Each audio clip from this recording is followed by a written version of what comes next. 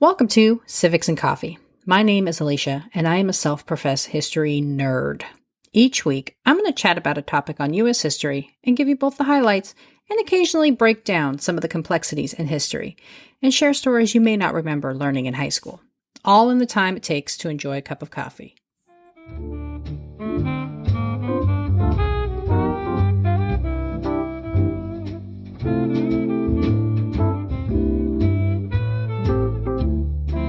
Hey everyone, welcome back.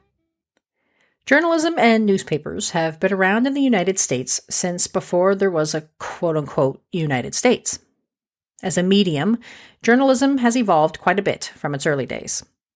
What started out as highly partisan, emotionally driven arguments presented on broadsides meant for the elite has evolved into robust news organizations who have expanded into everything from digital editions to docuseries to podcasts. One such organization is the New York Times. First published in 1851, the New York Times is not the oldest national paper. It isn't even the oldest New York paper. However, it has a massive readership, with the paper surpassing 10 million subscribers in 2022. So, it got me thinking, how did it all start? So, this week, I'm diving into the history of the New York Times. How did it begin? Who were the founders? And what have been some of the paper's major milestones? Grab your cup of coffee, peeps. Let's do this. As I mentioned in the opening of the episode, the New York Times is not the oldest newspaper in the country. That distinction belongs to the Hartford Courant, which first rolled off the presses in 1764. And neither is the Times the oldest paper in New York, as the New York Post predates the Times by about 50 years. However, I think it is safe to say that the New York Times as a paper is more widely recognized than the Hartford Courant. And while the Post is definitely a popular press, it has transitioned into more tabloid than serious journalism. So, how did the Times come together? It all started as an idea between two men, Henry J. Raymond and George Jones. Raymond was born on January 24, 1820, in a small town in western New York. Not much is known about his youth. However, Henry did graduate from the University of Vermont in 1840 and went off to work in the newspaper business, finding employment with several papers in the decade run-up to the launch of his own. Raymond also got involved in politics, serving in the New York State Assembly, right as the New York Times published their first issue. While working at the Times, Raymond also won a seat in Congress, serving from 1865 to 1867. But it was while working at Horace Greeley's New York Tribune that Raymond met the man who would later become his business partner, George Jones.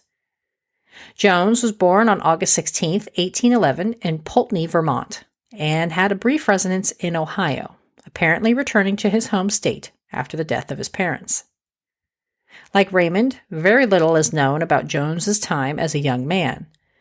I was unable to find any reference or record of Jones's earning a college degree, but regardless of any formalized training, George, too, found himself working at the Tribune. However, unlike Raymond, George Jones had a personal connection to famed newspaper publisher Horace Greeley, having met him as a teenager when the two were working at the Northern Spectator newspaper. Apparently, Greeley asked Jones to help him support the establishment of his own paper, what would become the New York Tribune. In Greeley's mind, the Tribune would be focused on abolition and politics. New York was a bustling city even in 1840, and Greeley had stiff competition, including the New York Herald. But despite the odds, Greeley moved forward and officially launched the Tribune in 1841. Jones opted to join the paper and lasted several years before he explored a career in banking. It wasn't until his former coworker Henry Raymond approached him with a new offer did George decide to walk away from banking and into running a newspaper. There are a few different versions of the origin story of how exactly the New York Times came to be. One version, covered in a history written about the earliest days of the Times, published in 1920, claims the origins of the New York Times came together due to a series of various circumstances. When Henry Raymond approached George Jones about starting the paper, he was serving in the state assembly, and Jones was still employed in banking. As the tale goes, there was a proposed law that would institute new regulations on the banking industry that would prove unfavorable to Jones's business. The deal was, if the bill passed the legislature, Jones would join Raymond and establish the paper. If the bill failed, Raymond would find another investor. And as the fates would have it, the bill passed, and George left the financial world to invest his money into what would become the illustrious New York Daily Times. Another version of the story, published much later in a Vermont-based historical journal, claims that Raymond and Jones had been discussing the idea of starting their own paper for a while, but that it took a walk across the frozen Hudson River in 1850 to finally convince George to leave banking and invest the money into the paper. In this version of events, Jones indicated that if they proceeded with establishing a new paper, it should be modeled after Greeley's Tribune. As the tale goes, Raymond agreed, and the two decided to move forward, establishing Raymond, Jones and Company in August 1851. One may wonder why, if the two men decided to establish their newspaper in the winter of 1850, that they would wait until the following August to file the paperwork for their partnership. I'm not entirely sure I trust either source implicitly, but whatever the true story is, by the fall of 1851, both Henry Raymond and George Jones were preparing for the launch of a periodical of their very own. Advancements in technology meant the cost of printing and distributing a newspaper had significantly dropped. However, Jones and Raymond still required outside investors to help alleviate startup costs. These investors were Edward Wesley, politician Christopher Morgan, and the financial entrepreneur and also politician Edward B. Morgan. In developing the Times, Raymond and Jones made a commitment to be, quote, free from bigoted devotion to narrow interests, end quote, and to report the news in an unbiased manner. They would not champion the cause of one political party over the other, and would not utilize their paper to try to make any political statements. Printing out of a small office located at 113 Nassau Street, the New York Daily Times officially hit the stands on September 18, 1851. The cost for an issue? A whopping 1 cent. In an article penned by Raymond, who acted as the editor of the periodical, the Times was due to be printed 6 days a week, going dark on Sundays, and would publish the news in a sensible manner. Critics of the paper claimed the Times would lend its pages to the advancement of abolitionist activities, and therefore was just another political news machine.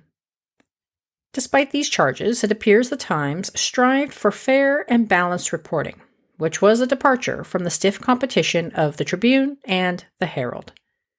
In the earliest days of the Times, editions went off the press consistently 6 days a week, and eventually incorporated an extra evening edition, which was discontinued by the 1870s. The paper initially also published a weekly Family Times, which was an effort to get the news out to more rural parts of the country. This too was discontinued in the 1870s, as railroad expansion allowed for faster delivery of the daily paper. There was a lot of experimentation in the early days of the Times. In addition to the family and evening editions, Times publishers put together a California version of the paper, which was, quote, put together whenever a mail boat happened to be sailing for San Francisco, end quote, and a campaign version of the paper during presidential years. At the end of its first year, the New York Daily Times counted a circulation of 26,000. This was not enough to make the paper profitable, so the price was doubled, from 1 cent to 2. The increase initially caused a drop in circulation, but the paper made up for it in increased ad revenue. Subscriptions eventually rebounded, and by 1857, the Times had 40,000 copies in circulation, the same year the periodical dropped daily from its masthead. The renowned Sunday edition of the Times was introduced during the Civil War as people anxiously awaited updates from the front. The intense desire for up-to-date information led the paper to help facilitate the Associated Press, of which the Times was a member, as the official receiver of news from the government relating to the war. Prior to this, government officials would cherry-pick who they shared information with. And in 1863, when the city of New York broke out in riots over the draft, the Times building was attacked given its pro-abolitionist leanings. Luckily for the owners, the rioters were fended off and quickly shifted their attention towards the Tribune. When founder and acting editor Henry Raymond died suddenly in 1869, George Jones stepped in to run the paper. The man who had always handled the business side of the periodical instituted several changes to cement the paper's integrity and reputation throughout the country. The first and probably most surprising idea to modern listeners was that Jones made sure the business side of the paper remained separate from the content they put out to the public.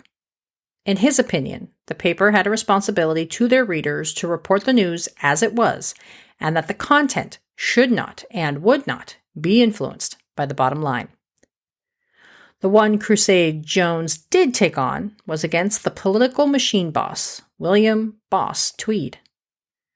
Tweed, the leader of Tammany Hall, the party machine for the Democrats, had long held a major influence in party politics, but he was also corrupt. And so the New York Times, under the leadership of its new editor, George Jones, went about writing exposés about Tweed's corruption.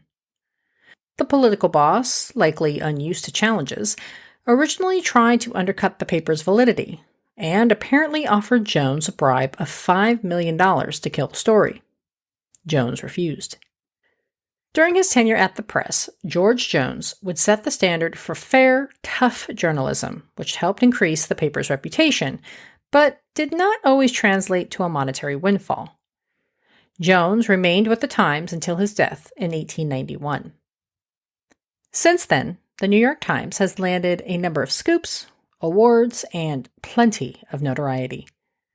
The paper was the first to break the story of the sinking of the Titanic in 1912 and earned its first of over 100 Pulitzer Prizes in 1918 due to the paper's comprehensive coverage of World War I. Anne O'Hare McCormick won in 1936 for her work in Europe, making her the first woman at the Times to bring home the prestigious prize. And as of this recording, the New York Times is the leader in Pulitzer wins, outpacing all other news organizations.